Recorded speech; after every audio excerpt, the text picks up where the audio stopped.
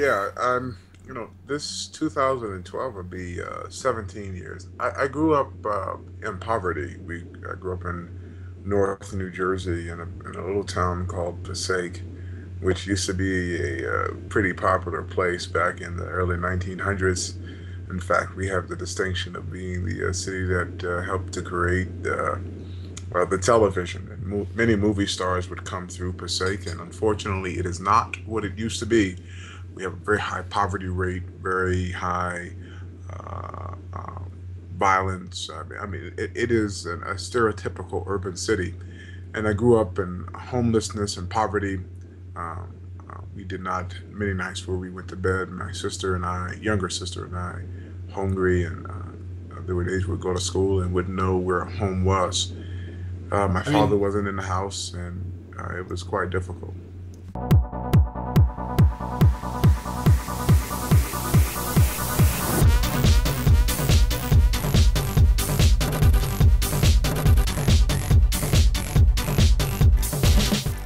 Well, at first you gander. I joke around. I say we were so poor that the poor people would look down on us, which is which is very poor. But I mean, I I think everybody has a point in their life where they either decide to be a part of the problem or decide to be a part of the solution. And I don't know if there's too many people in this world who would like to be in poverty, like to be broke, and not live the life that they want to live of success and fortune. And in my case, I was blessed, some might say through God or other means, with an incredibly motivated mind to change my circumstances.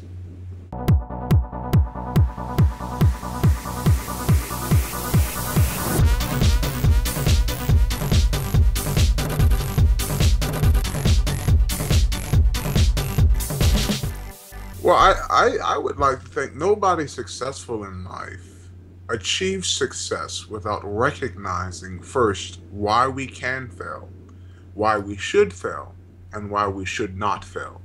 And this is very important. I believe that life is a beautiful struggle, and you don't learn anything in life if you do not go through a struggle. And this is why so many of us who are blessed with great fortune when we come into life lose it over time, or rather lose it or lose ourselves in the process, because right, struggle right. is that determinant factor that allows us to become better cultivated to adapt to the society that we live in.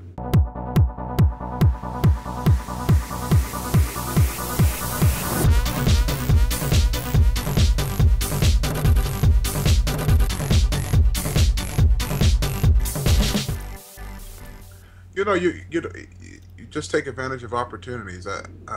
Before we pre-gamed, and what we talked about in there was very important. As a kid, you have enormous power to decide what you want. Right? I want toys. I want candy. I want to watch cartoons. You could act up in Walmart if you wanted to for about 5 or 10 minutes, and hopefully get the candy that you wanted. Right. When you're conscious of the fact that you may not have what you want all the time, or you've been disappointed, you start to reach for things that give you long-term satisfaction, and that includes, trying to come out of poverty on your own. And so I think that's my mindset. I think that was my mindset. Not to mention that I was always a peculiar young man who liked to have conversations with older people for most of my life. So I mean, I was also very off and weird.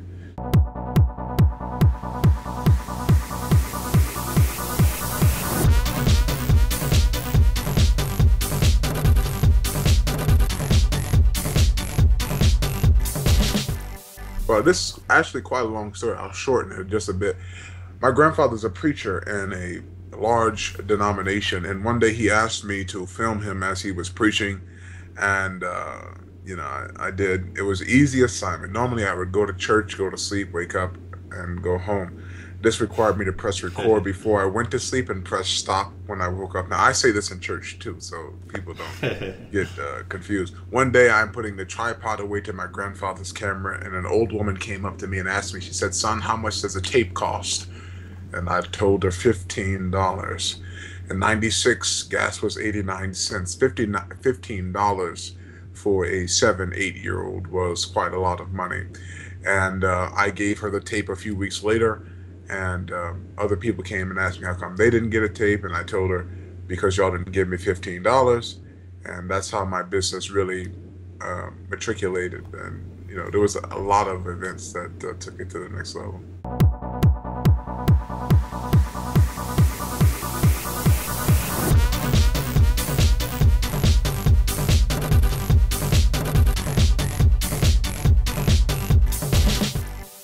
I got a few big breaks. First one came when I was in school, and a lady who just randomly stopped me, introduced herself. She was the vice president of Ethan Allen, which is a very large, high-end furniture store, and she asked me, for my information and my guardian's information because she wanted to take me out to get some ice cream. Which is a little weird now that I think about it now, but back then it was not, it's not Okay. weird. Be careful. Don't just go with anybody who says they want, can't I take you for ice cream? But I was sitting there and I told her what I was doing, and she was just so impressed, and she introduced me to a lawyer, and a bunch of successful people got around me, and it just, catapulted my business. I hired cameramen a few weeks later, and 6 months later, I was clearing quite a bit of money.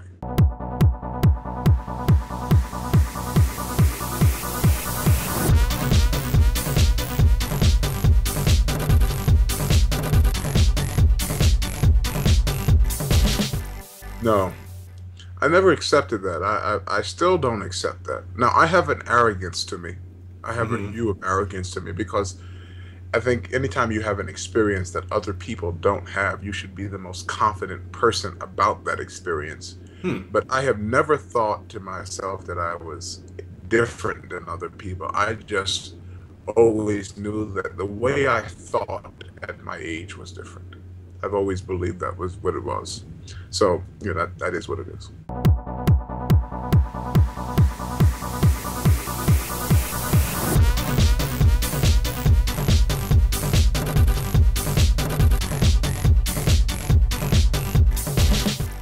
Next step was when I was 11. I was, running this business, doing quite well. And I had a meeting with my lawyer in accounting, and we were talking about something in particular. And yeah, I had to have a legal representative because of my age. The law stipulates that anyone underneath the age of 18 can void contracts. So when someone tells you that you can't buy a car under the age of 18, it's not technically true. The law stipulates that you can void contracts, and so what you will have is entities not get involved. And so I always had to have someone who had authority or power of attorney or guardianship to sign for me. And we were in a meeting talking about something, a contract or something like that. And my lawyer looked over to me and he said to me, he said, "Son, you've done quite well for yourself. And I mean, if I was in your position, we were talking about retirement, etc." He says, "If I was in your position, I would just retire."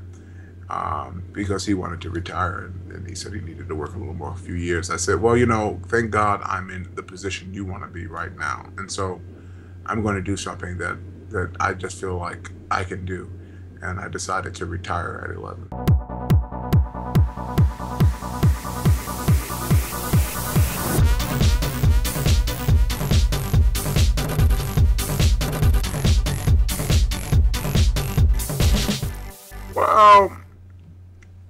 Well, number one, I was very smart in mathematics. In fact, I was taking algebra.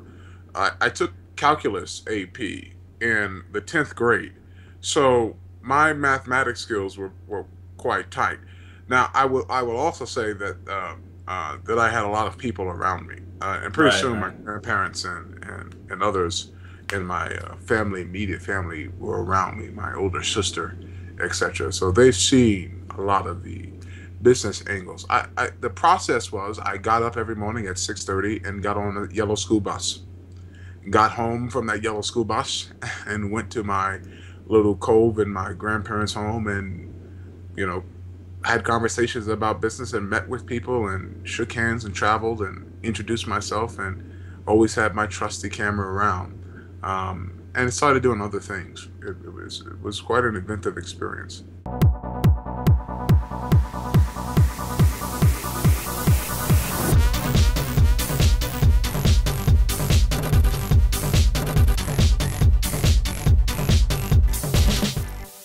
I think, Michael, everybody, any good thief, someone who takes, any good thief is able to find a loophole, and I would be naive to say that I wasn't taken advantage of. I'm still taken advantage of today. My heart gets me taken advantage of, but now I'm wise about who is capable of taking advantage of me and whether or not I'm going to let them. Because sometimes you let people take advantage of you because in the end you win. But at 11 and 12 or so, because of the kind of life that I've always led, a private life, I don't talk about money. I'm not showy. I don't do too much to discuss it. I cringe at it. I think it was very hard for people to get in my circle, and that's a good thing.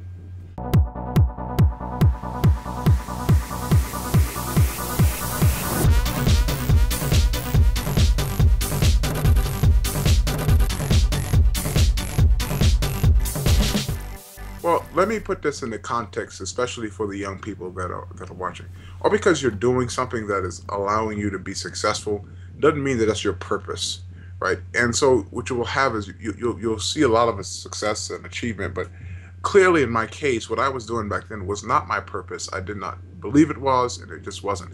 Ever since I was a child, I've always wanted to be a bus driver.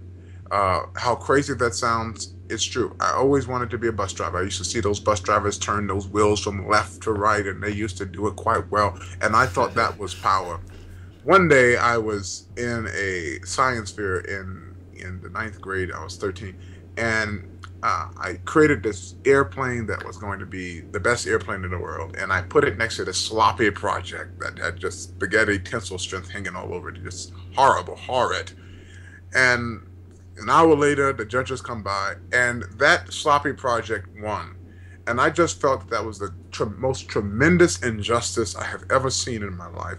And I started running around that gym screaming, injustice, injustice.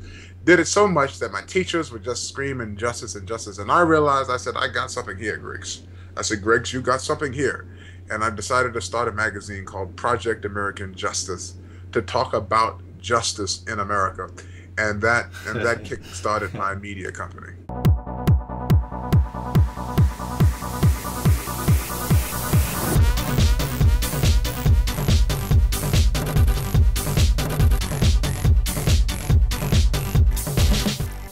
So I'm assuming that he's talking about my midlife crisis now.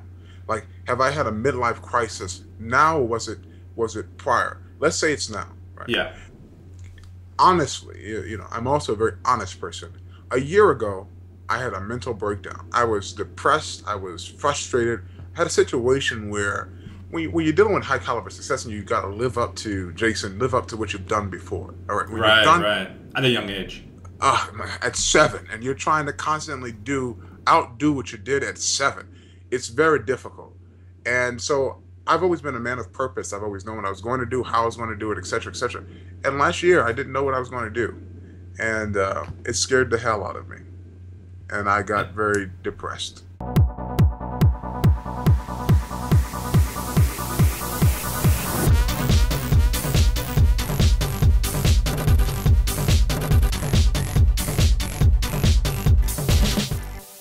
Eventually, I realized from a friend of mine Kevin Powell, used to be on The Real World. He was one of the first cast members on the original Real World. And I called him, and he was out of the country. He had just lost his election in New York. He was running for Congress.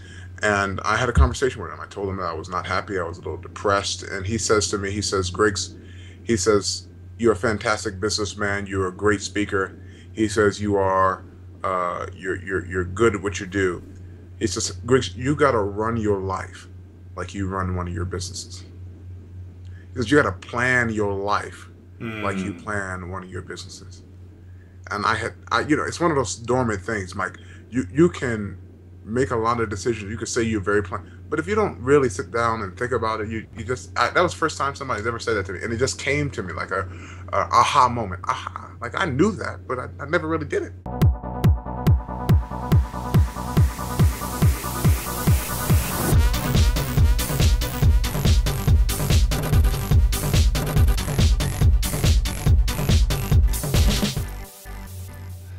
Put it bluntly, I want to die stronger than when I started.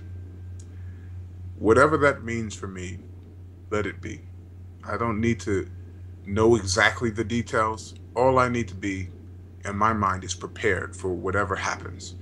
As I've progressed, nothing that has come to me have I thought 3, 4 years ago would happen, right?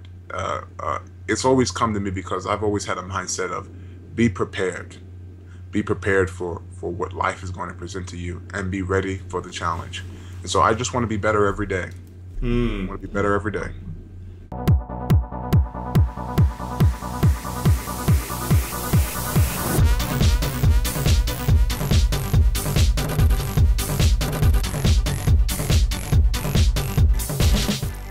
Well, you've got to first accept a challenge beyond yourself, right? I mentor a lot of people. I think you got to have a mentor. You got to have somebody in your life who helps guide you and helps prepare you. So for those of you who don't have a mentor, not just because you don't know what you want to do, but because it is a part of life, you need to find one because that's very helpful. And I just think in terms of being prepared, you have to be a sponge. So moments like this on your campus and your business, when you're exposed to people, always take advantage of those opportunities because those really are the preparation moments. Like, who's to say that today the next Bill Gates or even Mark Zuckerberg is not sitting and watching because of something that happens in the next 15 minutes, Michael, like it happened for me when Kevin Powell told me to plan my life. Like aha moments happen randomly. So you've got to put yourself in a position to be prepared. And, and that's just an easy way of looking at it. Always take advantage of opportunities and put yourself around people who are going to challenge you. And then the other thing I would say is that you got to make sure that the friends you have are good friends, which means that they are constantly challenging you to do better, to do better, to do better. You shouldn't have friends that put you in circumstances, Michael, that you are distracted from your purpose as a result of what they're doing for you, right? Your friends should be constantly looking at you. Man, you said you want to be a doctor. You're supposed to be studying it right now, right? That's a good friend. That's a good friend.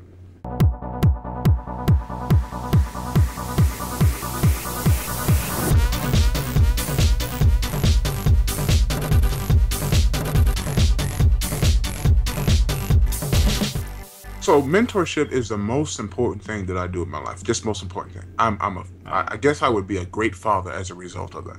Mentorship is very important to me because I recognize that my life is only as purposeful as my legacy is, and my legacy lives through the actions of others. And certainly, I want them to be better as a result of that. If I can be semi-religious and saying that Jesus's legacy is stronger because of all of the people who decided to live up to what he set a standard for. So now his legacy is stronger. Dr. King or anybody else who has died, when they're dead, they become stronger because of that. Now putting that into commonplace, and common thought, when I look at mentorship, right?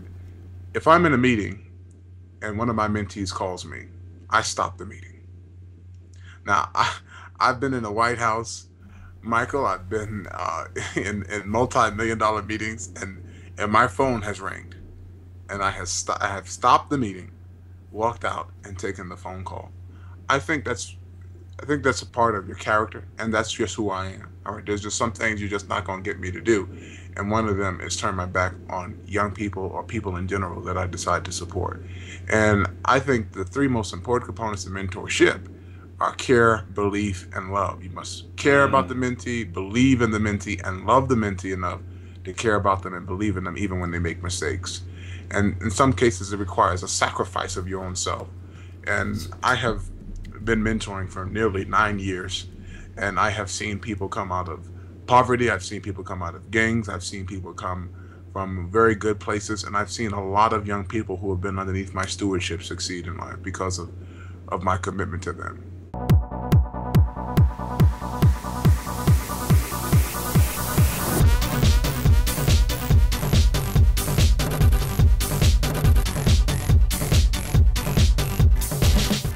I'd say to you right now, any architect knows that the foundation of any plan is more important than anything else that happens. If you can't, Right. if you don't build a strong foundation, you could have the top of that building floating, but if the foundation of the plan ain't working, it doesn't really matter. And so you see a lot of people who aren't successful because they have no foundation. They just want to look, they just want to build their business. You can't build your business if you haven't provided a character or a stable. I think one of the greatest things that has happened to me is that I've noticed the more that I have given back and been of service to something bigger than me, the more successful I've become. And that's an amazing thing. Now, that might not be true for everybody, but the people that I hang around with, it's true for them. So certainly you've got to just have that perspective. There's nothing that has greater priority than what I care about. I care about my mentees, my family, and things that are personal and dear to me. And okay, well, everything else is irrelevant. I will take off of work. I will cancel meetings. It doesn't really matter.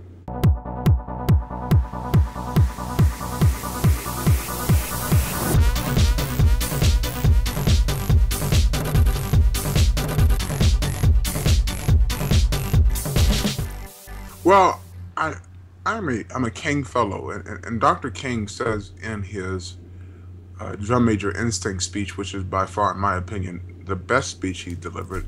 The drum major instinct speech? Instinct speech, yes. The drum major instinct.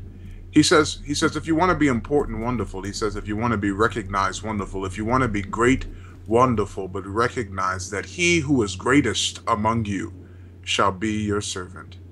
And he describes that as the new definition of greatness. And in order for us to be great, we all must serve. And as I look back at history's greatest servants, I see them as the most successful people in the world. I think it is best to understand the psychology of one's behavior than to duplicate their behavior without understanding why. And if I look at Steve Jobs, or if I look at Bill Gates, or anybody who's been ultra successful, they have been successful because of what they've done to help other people. Now, whether they've got money as a result of that or not, bless their heart. You know, if it had not been for Bill Gates, we certainly would not be on Skype talking right now. Yeah. Right? I would not be who I am today without Bill Gates. Right. You know, a lot of us owe credit to him. We wouldn't be able to study the way we study in classes. We wouldn't be able to teach and profess the way that we do in classes. So I think it's just a commitment to something greater than you, an idea, a concept, a moral code, and that roots itself in everything that requires success.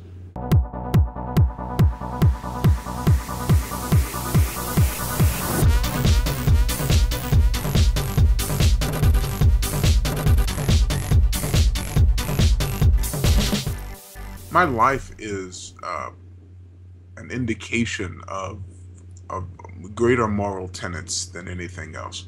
So even in the book list that you all will see, I don't read business books. In fact, I don't read many books. I don't read business reports. I don't. You can become isolated from reality when you're not looking at greater things. And so my biggest influence are people who just make a difference. I remember young man Matthew Stepanek, or one of my friends, Anthony, from years ago, who've had tremendous life adversities, and I've seen people come from illness and fight, unimaginable circumstances. People who've come from lower depths of poverty than me. People who've been slaves. I've seen kids in Africa. I've been all over the world, and I've seen adversity with my own eyes.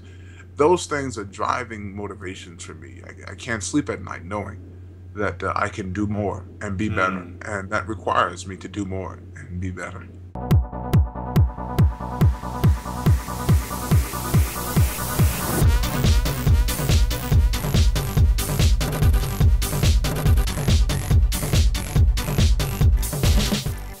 Let me answer that by giving you a story. When I was 12, I met a young man whom surprised me. I was in Ohio to give a speech. I've been speaking since I was 12 years old, and I was at a youth rally, and this young man came up to me and he says to me, he says, "You're Hezekiah Griggs, right?" He says, "You're Hezekiah Griggs, right?" I said, "Yes, sir." I turned around with a little bit of arrogance, a little cockiness. "Yes, I'm Hezekiah Griggs the third." He says, "I want you to know that you're my role model." And if this is something that can't humble you, that should, right? I looked at Anthony. He was a white kid in the wheelchair.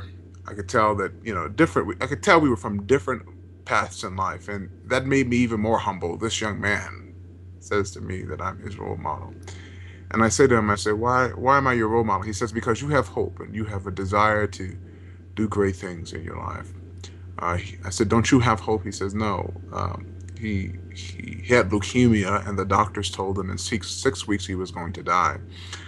And I remember that because it was a pivotal moment for me. I had to decide whether or not to do what my character tells me to do, or to just let the situation pass. And I said, "No, you can't give up." And we talked for about 2 hours, exchanged numbers, and we spoke every day.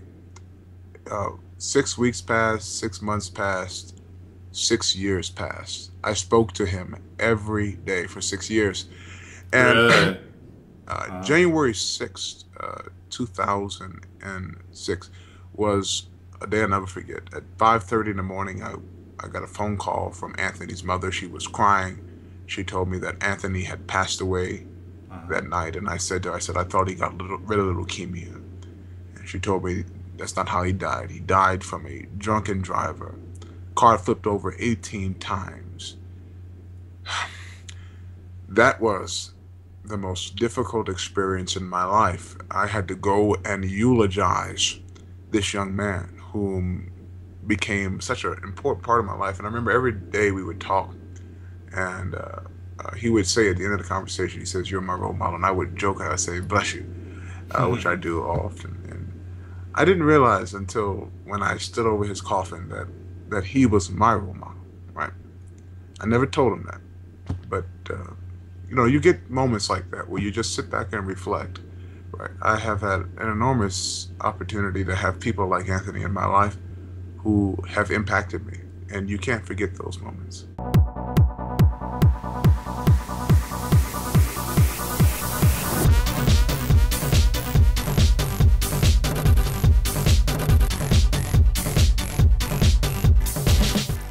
I, I mean, I just love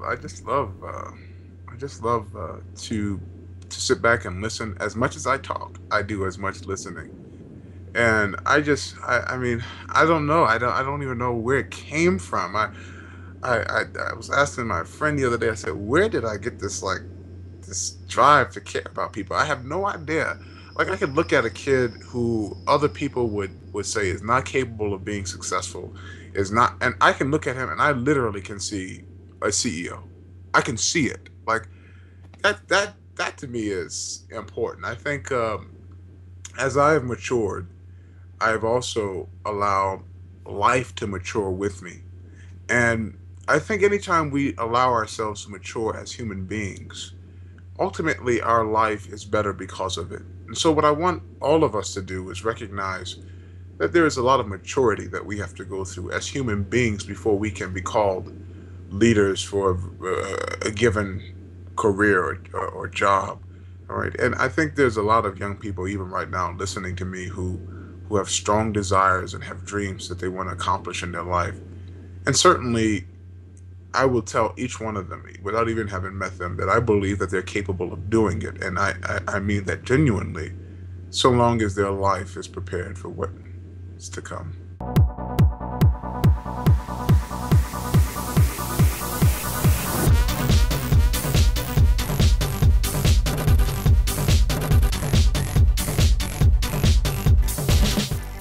Patience. I'm very good at time management. I mean, my time management skills are impeccable. I have a fantastic memory. I never forget first people. I get like 6,000 emails a day. I respond Six to each one thousand of them. emails. Yeah, yeah. That's because I Wow. respond to each of them, right? So over the years, I've gotten a track record. If you email Hezekiah Griggs, he's gonna respond to you. It takes me sometimes 2 to 3 days, but I get back to everybody. And if I don't Wow. respond to you, I remember that I haven't responded to you. So my mind is just like incredible as it relates to that. Now the things that I will forget are just ridiculously stupid. Like I don't know where my suspenders are. I've been looking for them for weeks. I can't find them.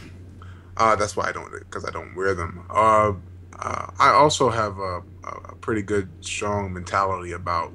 I have a good moral fiber. I have never been told to do something and did it because somebody else told me to do it. I've always done what I wanted to do or what I felt was in my best interest. And so, as I look back at a lot of these things now at 23, it's just a progression, I think. And for me, I'm not the best person talking to people. Like if you saw me speak in front of 100,000 people, you think, boy, that guy, he ain't nervous at all. You have me sitting speaking to 3 people or 2 people, you'll see me look a little odd, right? Like somebody said, I'm moving a lot, right? Because I'm looking at myself and I see you, but I see myself and I don't like looking at myself, so it's making me uncomfortable. That stare, that Yeah, yeah. intimidation. I know what people say when they're intimidated by me because I'm intimidated by myself. Lord have mercy, right? So What? it's stuff like that.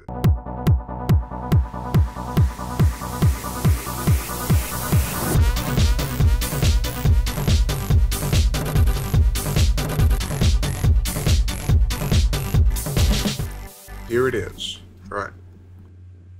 I believe the biggest hurdle facing anybody in their life is acknowledging why they should fail. That's it. That's it. So, what do you You mean by have that? got to I don't be even know. you have got to be more wise about why you should fail than anybody else. I know every fault and weakness that I possess. And what I do when I know those faults and weaknesses, I do my best to make sure that they don't prevent me from succeeding. And there's a lot of people who walk around Hmm. life thinking that they're going to do something, yet they don't realize that it may be the way they look or the way they're talking or the way they're dressed that might be influencing people to say no. But because they never sit back and recognize their failures or the things that are prohibiting them from being successful, they never correct them. And they constantly go into a spiral of rejection.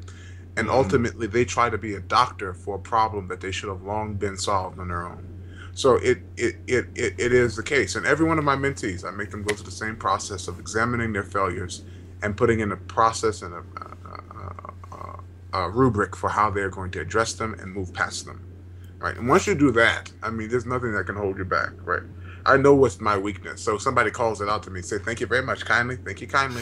I'm going to keep it moving. And I think that's very important. Very, very, very important.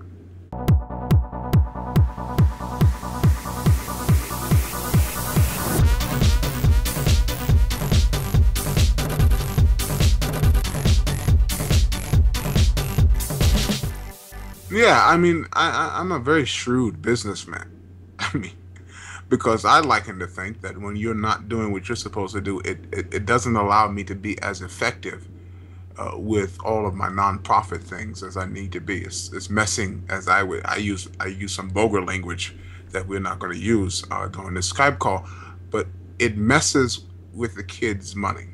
Right? It affects my ability to give out scholarships. It affects my ability to leave the office whenever I want to. And you are not going to come in between what I feel like I'm supposed to be doing and what I have to do here as a fiduciary responsibility. So when you come a minute late, you just cost me some money. Now you better think about coming in a minute late because I'm going to fire you. I'm going to fire you coming in at 9:01 and you're supposed to be there at 9 o'clock. You says no offense, but Really? yeah, absolutely. That's always been a policy. Don't be late. You're late. It's an automatic firing.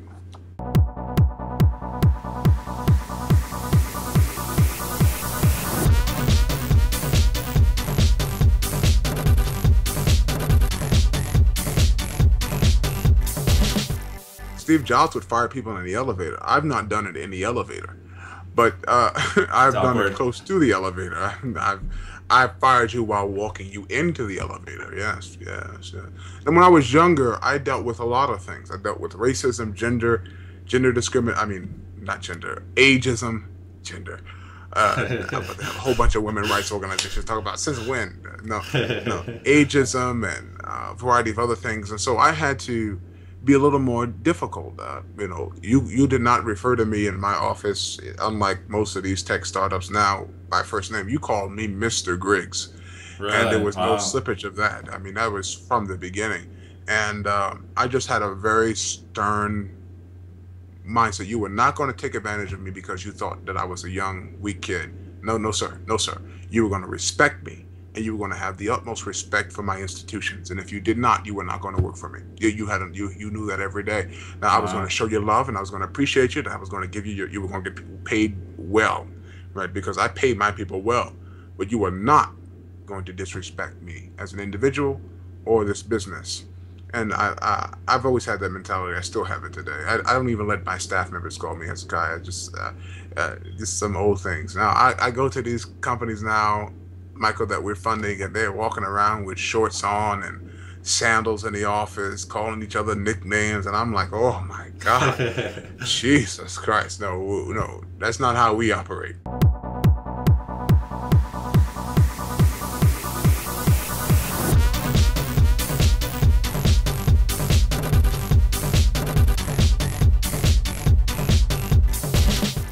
That's the best situation for me. For me personally, I can fire you easier if I know you.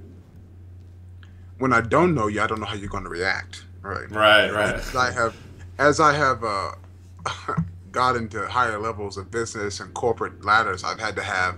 I couldn't just fire people because I wanted to. I had to have a file and have an HR person sitting there like I needed somebody sitting there when I need to fire somebody, telling me what I can't say and all this other stuff. And I uh I just think you always be honest with people. I'm a very honest guy. I'm very genuine.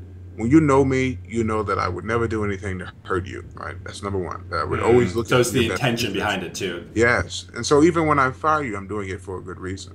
I'm doing it for a good reason. I take a quick story. I fired this guy nearly 8 years ago. 4 years ago, I was in a Chicago airport. I was in Chicago's airport actually, and they have two. They have ORD and then O'Hare, and I was in O'Hare, and it's a very big airport. And I was at a restaurant, and this waiter comes, and he like throws the water on the table, like throws it on the table, and the water like splashes. And I look at him, I said, "Oh God!" And I always judge myself. I say, is it just me? Or am I just getting a little high-minded? I said, no, I need to speak to his manager. Can you please send your manager to me? And here's the guy that I fired 4 years prior, Are you serious? walking up to me, and I Oh said, my "Oh god. my God, I'm now I can't even eat here. He's gonna spit in my food." And he says, "Mr. Griggs, Mr. Griggs," he says, "I want to thank you so much, sir. You don't know what you did for me when you let me go." I said, "Oh wow, have a seat." I knew that it was going to work out. You pretend like you knew it was going to work out. Just hope. And I said, this man just came and threw this water on the table. And he calls the young waiter back. He says, "Do you know who this is?" He says, "Hezekiah Griggs the third. You don't treat him that way."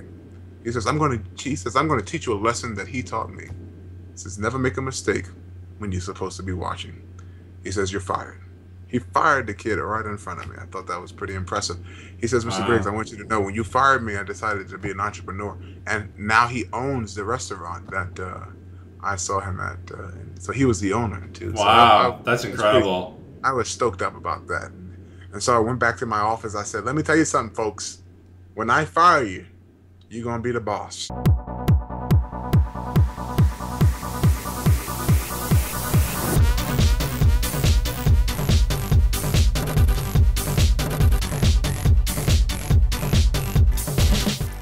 I hire and fire everybody that comes into my office that works for me. And when I'm at a company, either as a transitional CEO or permanently as a director, I hire and fire most of the people that come into those businesses. And my thought process is very simple. Um, from a personal perspective, let me just distance myself from that and say, as an entrepreneur, you're making a decision on who you're going to bring on your team, who's going to be a part of your team, your team. I believe personally that everybody in your life you ought to trust with your life, and if you don't trust them with your life, they shouldn't be in your life. Let me tell you, even the people we don't trust that we allow around us are infecting and affecting our lives. So we better be very careful about who's around us. And certainly when you recognize that trust, when you make decisions based on what's in the best interest of yourself, your business, and that individual, those decisions won't be second guessed because that individual knows you care regardless of the decision you make. And so that's just very simple. A lot of the stuff that I say and believe in is so cliche and just straightforward. It's just hard to believe that it's, right there. But cliches are truths that are never served. That's why they're cliches, right? Do good as you would have people do unto you. Well, that is true. The problem is that too many people don't do it, and that's why it's a cliche. But I'd rather be a cliched man who lives the life that he wants to be and live than be someone who looks for something deeper that really does nothing deeper for the psychology or pathos of my life.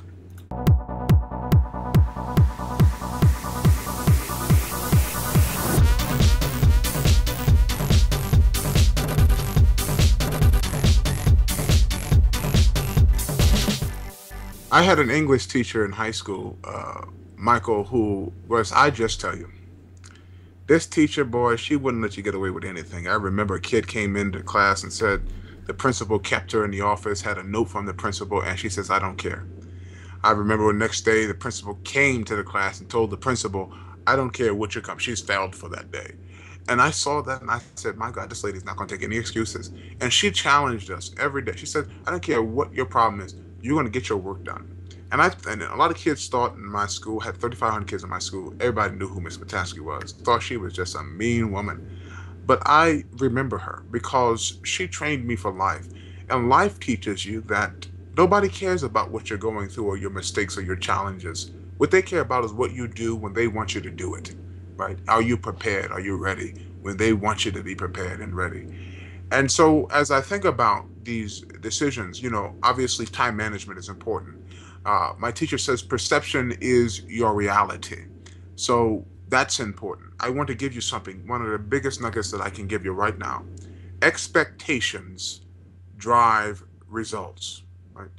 When you expect things to happen that benefit you, you get things that happen that benefit you. If you expect to fail, you will fail. Expectations drive results. So you got to set a level of expectation that's high and have standards that are not besmirched by just any old thing, but morally are in code with who you are. And those are just simple things. Those are simple tools. Time management, patience, surround yourself with good people, have standards, expect what you want out of life, work hard, discipline yourself. How do you discipline yourself? You say no to everything that is not a part of your discipline. Everything you do should have a purpose connected to your greater purpose in life. And so that's a part of your discipline, right? I'm a very disciplined guy. Like, learn to make decisions because you feel they're the right decisions. Like, we morally get involved in a lot of confusing things, but at the end of the day, if you know what's in your heart and you know who you are, you should make decisions based upon that. You shouldn't be swayed easily by other people. You've got to learn to be who you are and stick to your decisions. That's why you're in college, so that your mind can be shaped and molded to make perfect decisions, not perfect in life, but perfect for you. So these are just, things that you need to take and live with.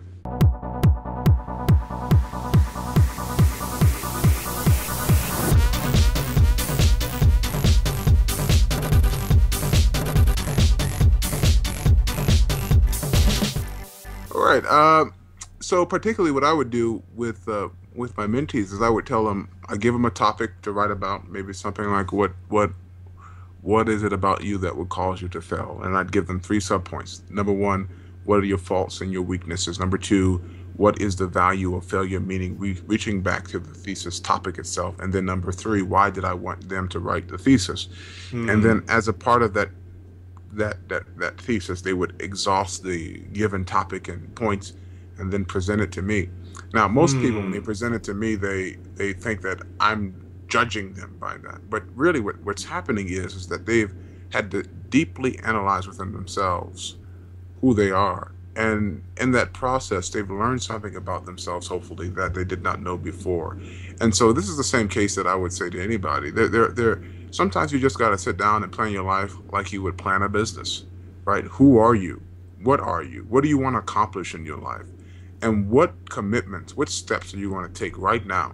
What are the 5 things right now that you're going to stop, you know, in terms of taking steps to achieve your goals that you're going to do right now? Are you going to stop going to parties for a month until you get your GPA up? Are you going to go to 10 networking events to help you with your business? If you were starting I don't know, a cell phone business, are you going to email 20 people who are in the cell phone business until one of them responds back to you? When they respond back to you, what is the plan? Are you going to ask them to give you advice on something? Are you going to ask them to visit their headquarters? Are you going to, so these kinds of things you got to write down. You got to write them down, and you got to prepare for it. It's a strategy. And if that doesn't work, I like that. You say, well, if that doesn't work, this is what I'm going to do. I'm going to sit back. I'm going to re-examine myself and start it all over again. I'm going to reach out to another 20 people. Until you find what works. Until you find what works. And you got to have something that's based. I'm not going to give you like 30,000 things. But here's the thing that I'll do for you. Right? When you start taking these processes, everybody who's listening to this recording, if you email me, I will respond back to you.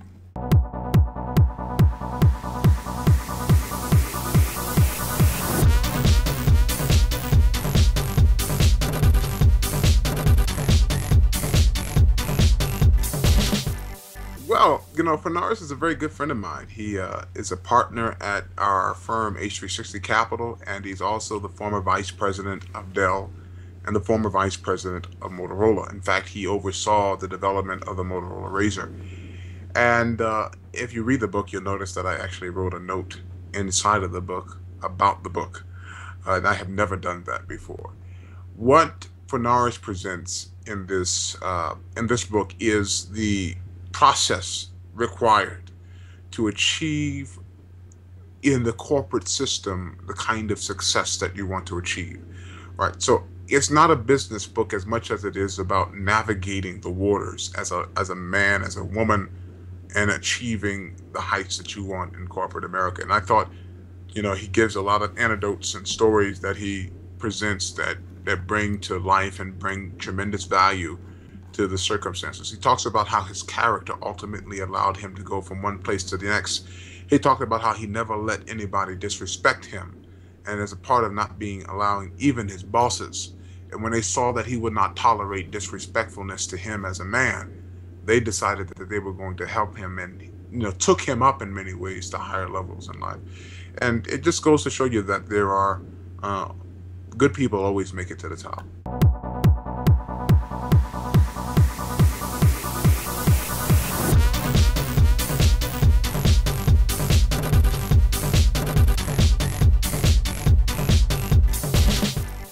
I love when F. Scott Fitzgerald points out to us as readers the difference between old money and nouveau riche.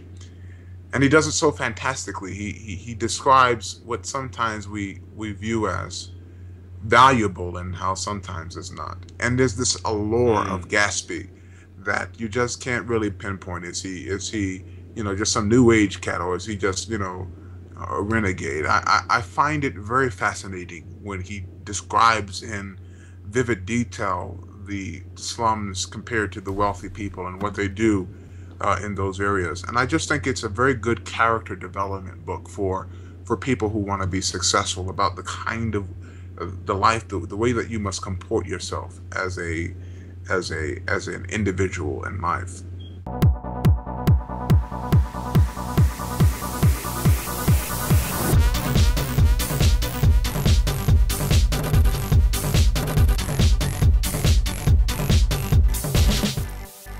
Love this book. It's really the only book I've ever read from cover to cover, and to be honest, I've read it maybe 5 or 6 times. Wow.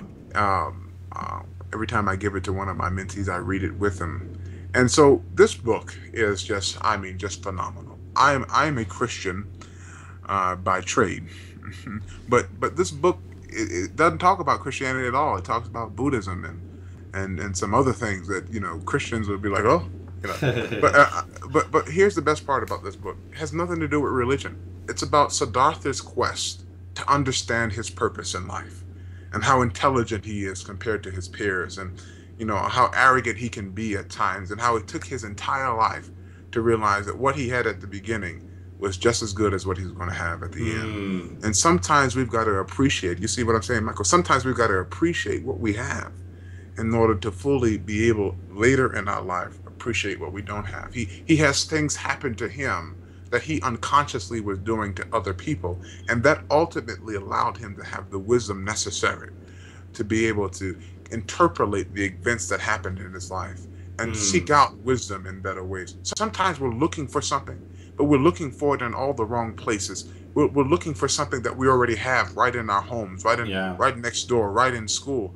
And sometimes we just got to bring our mind right back down to earth and take in what is really right. I'm telling you, that book, I mean, that book really got me. It caught me. Now, it's hard to read at some points of it, but what is a book that's not hard to read?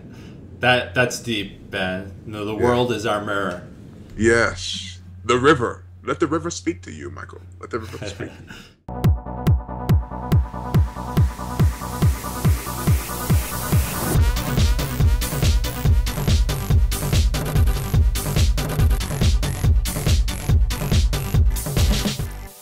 Oh, Jesus. I was 11 years old one day and I was watching AMC. Don't ask me how or why I was watching AMC. Not AMC, TCM, Turner Classic Movies, right? Okay. AMC I watched. TCM, I was just flipping through and I never watched TCM because it's black and white movies, but I don't know what happened. My remote had disappeared and I'm sitting here watching this black and white movie and I'm just saying, oh my God, oh somebody please turn the TV. Oh my God. What a wonderful movie, right? I challenge all of you to watch this movie. I've taught classes at Harvard University specifically on this movie, right? I want you to understand, when you get into this movie, you're going to be challenged to put away your preconceptions, right? The movie does a wonderful job using one camera, illustrating how other people in life can affect your life. And while we must all make competent and wise decisions about what we want to do with ourselves. So here's what I want you to do. Watch the movie and let me know how it goes. All right, you should be impacted by it.